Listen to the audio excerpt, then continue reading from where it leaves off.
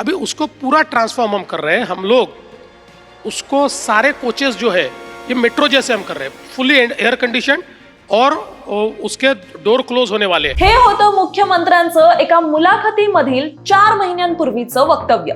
पण मंडळी, याऐवजी सध्या काहीतरी वेगळंच चित्र पाहायला मिळते।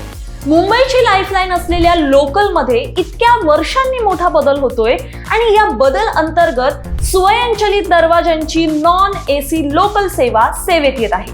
आता या लोकलची वैशिष्ट्ये काय आहेत, तर ही नवी लोकल साधी सुधी नसून चेन्नईच्या पेरंबूर मधून तयार झालेली आहे।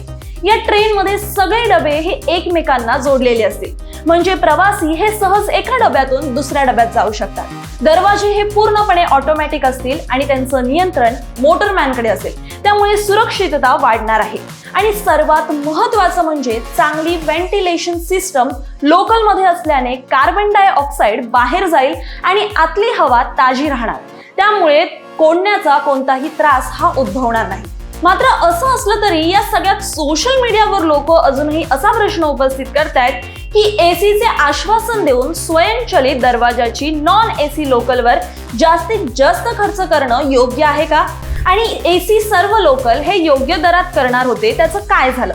तुम्हाला या सगळ्याबद्दल काय वाटतं? नॉन एसी लोकलचा हा प्रयोग चांगला चालेल का? तुमचं मत कमेंटमध्ये आम्हाला नक्की सांगा।